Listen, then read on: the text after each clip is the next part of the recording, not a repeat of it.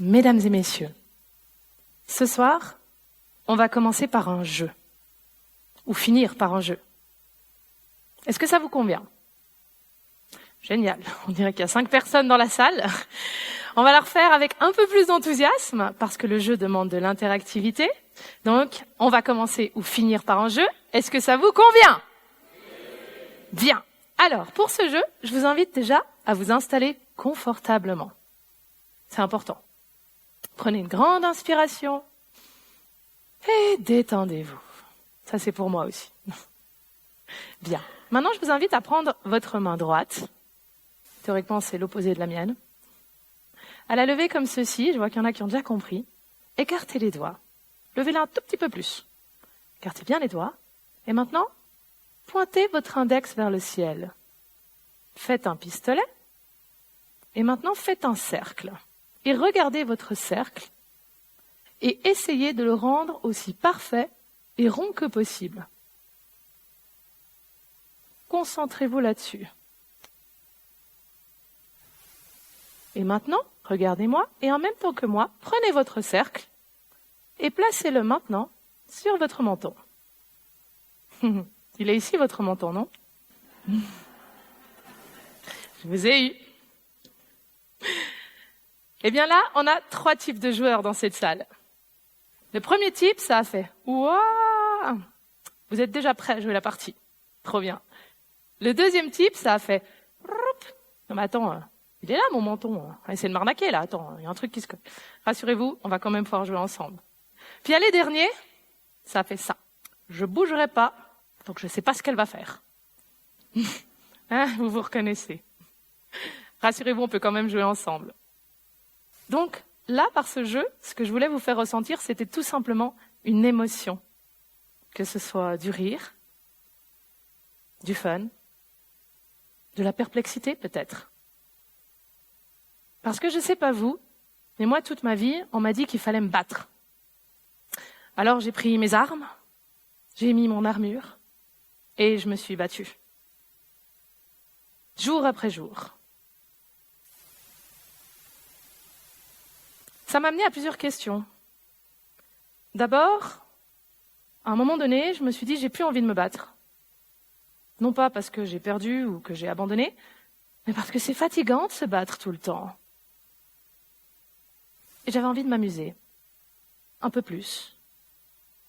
Alors un jour, j'ai pris la décision de ne plus voir la vie comme un combat, mais de la voir comme un jeu.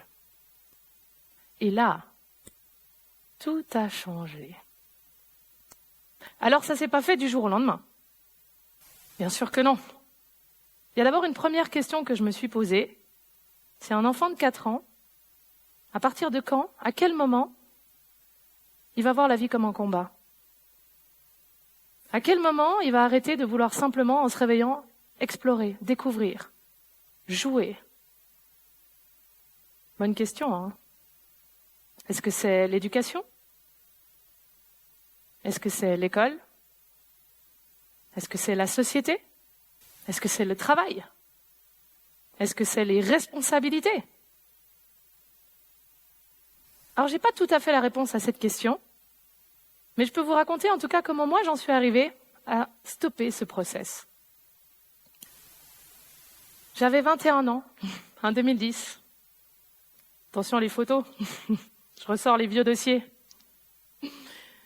Ça, c'est quand j'étais à la banque, derrière mon bureau, pendant 9 ans, en comptant l'apprentissage.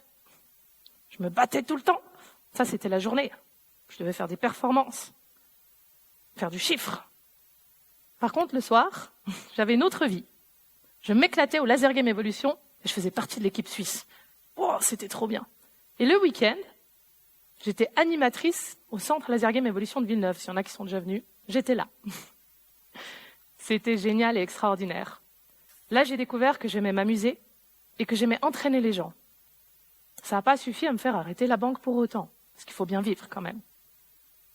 Et puis 2 ans plus tard, je me suis dit, tiens, j'aime bien faire du sport si je devenais prof de Zumba. Donc ni une ni deux, on ne connaissait pas ça encore en Suisse. Je vais me former en France, 3 jours de formation, je reviens avec ma petite formation en poche, et je lance ma première société. Foxy Fit. 1 mois plus tard, je donnais des cours. C'était trop bien, j'ai réinventé les règles à ce moment-là.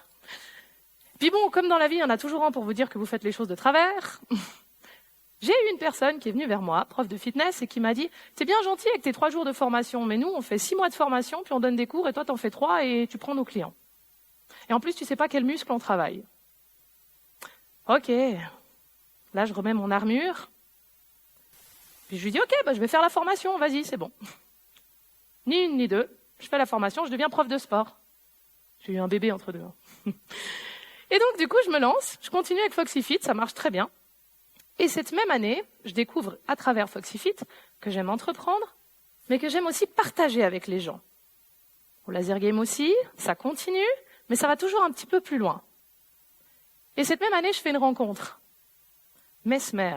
Alors pour ceux qui ne connaissent pas, c'est un hypnotiseur de spectacle canadien qui est assez sympa finalement.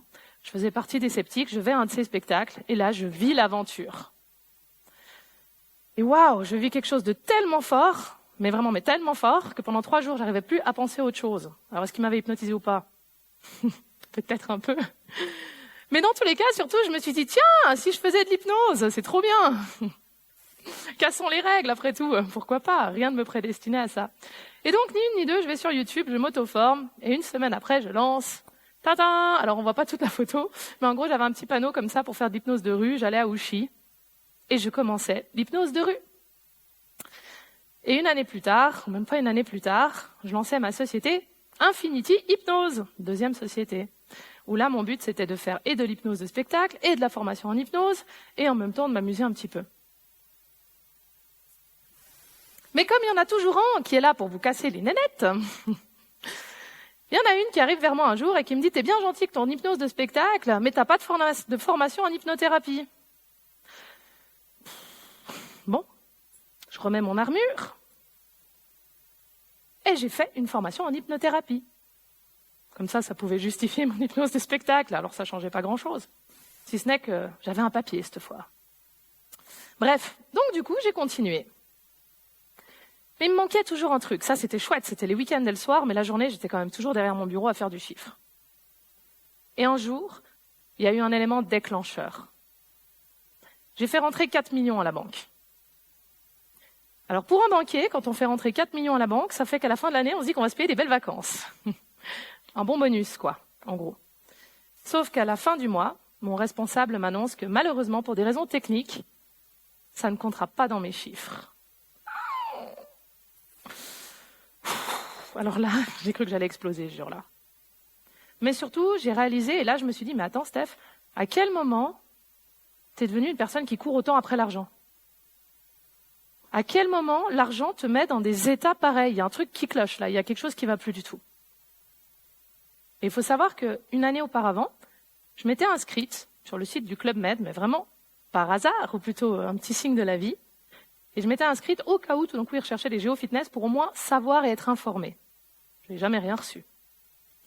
Et bien le jour de cet événement où je fais rentrer 4 millions, pardon, pas où je les fais rentrer, mais où on m'annonce qu'ils ne vont pas compter, croyez-moi ou non, je reçois un mail le soir même qui recherche un géo fitness, donc un animateur fitness. Si ça, c'est pas un signe, on va l'écouter. Et donc, je postule. Et là, ni une ni deux, après 9 ans dans la banque, c'est parti, let's go, je pars au Club Med en 2014. Ça, c'est le badge du plus beau job du monde à mes yeux. Alors, je fais mes bagages. Je voulais être sûre d'en avoir assez. J'ai toujours vu les choses en grand. Et là, vous avez quelques images de toute l'incroyable vie que j'ai vécue là-bas. Que ce soit à prendre le micro, à m'éclater avec les gens, que ce soit à jouer dans des spectacles. Enfin bref, c'était juste extraordinaire. Mais je ne vais pas m'étaler plus là-dessus. Ce que je veux dire par là, c'est que le Club Med m'a apporté encore une autre chose que le partage. Il m'a apporté le bonheur d'offrir un lien aux gens et de créer du lien. Parce que c'est ça la force du Club Med. Créer du lien. Que ce soit entre géo, donc animateur, client, que ce soit entre les équipes, parce qu'on travaille avec des équipes multinationales et puis de tous les métiers différents, enfin c'est extraordinaire, ou que ce soit même entre clients. Notre but était de créer du lien. Et là, je sentais qu'il y avait vraiment un truc qui se passait en moi. Je me dis, là, j'ai trouvé ma place. J'aime ça, j'aime partager, j'aime connecter les gens, j'aime l'émotion, j'aime vivre, je m'amuse en fait, je m'amusais vraiment beaucoup. Alors vous me direz pourquoi je suis là ce soir et pourquoi je suis plus au Club Med. Alors non, il n'y a pas eu quelqu'un cette fois-ci. Cette fois-ci, simplement, je me suis dit, mais mince, tous les 6 mois ou 9 mois, je dois recommencer à zéro. Tous les 6 mois ou 9 mois, je dois refaire une équipe, je dois reconstituer avec une équipe, et j'avais l'impression de ne pas construire quelque chose. Et ça me manquait. Donc je me suis dit, un jour, je ferai autre chose, mais je ne savais pas quoi. Et un jour, par hasard, ou plutôt petit signe de l'univers, de la vie, ou comme vous voulez l'appeler, je découvre en 2016 les Escape Games à Athènes, en Grèce. Et là, je vis encore autre chose d'assez puissant. Parce qu'à ce moment-là, je découvre que non seulement je me suis évadée pendant 1 heure de temps, et en plus je me suis reconnectée avec les personnes avec qui j'étais dans cet escape game. Et qu'il n'y avait pas un perdant et un gagnant, pas un premier et un dernier, mais on avait vécu quelque chose pendant 60 minutes. Et là, je me dis, c'est ça qu'il faut que je lance en Suisse. Parce que je trouve qu'en Suisse, on est très individualiste, qu'on est très travail, et qu'on a besoin de s'évader. C'est un besoin, je trouve. Et donc, du coup, je reviens en Suisse. Évidemment que j'ai pas de papier de game designer, encore moins un papier d'entrepreneuse. Avant, je gérais mes boîtes toute seule. Et puis, je me dis, tiens, allez, vas-y, je vais lancer les escape games. Et là, en 2016, se crée Housetrap. Donc, je vais chercher 2 personnes douées dans la technique. Je leur dis, allez, viens, j'ai un truc trop bien. Ils me regardent, ils me disent, t'es sûr? T'inquiète, je prends les risques financiers. Et du coup, on s'est lancé comme ça. Alors, il faut savoir que, malheureusement, l'association n'a pas fonctionné. C'est comme ça, ça peut arriver. Donc, en 2018, j'ai tout revendu et j'ai tout recommencé à zéro à Bulle. Parce qu'après tout, pourquoi on ne pourrait pas réinventer les règles? Et donc, avec toutes ces expériences de vie, j'en ai tiré 3 clés. La première, c'est qu'on peut toujours changer de partie si une partie ne nous plaît pas. En gros, c'était sympa à la banque, mais c'est pas ça qui me faisait vibrer. La deuxième, c'est toujours plus agréable de collaborer avec les gens plutôt que de jouer contre eux. Que ce soit des partenaires, des fournisseurs, ou même des concurrents. Peut-être encore plus avec des concurrents. On a tout à y gagner à jouer ensemble. Et la troisième, c'est qu'on peut toujours réinventer les règles. Et donc avec tout ça, toutes ces petites aventures ont fait qu'à un moment donné, j'ai plus envie de toujours porter une armure. J'ai plus envie de prendre les armes tout le temps et de me battre. J'ai plutôt eu envie de surfer sur la vague et de me dire que la vie était un jeu dans lequel le but n'était pas de gagner ou de perdre, mais de prendre plaisir à jouer. Alors j'espère que vous aussi, vous prenez plaisir à jouer chaque jour. Et sur ces quelques mots, je vous dis de bien savourer la vie et merci beaucoup.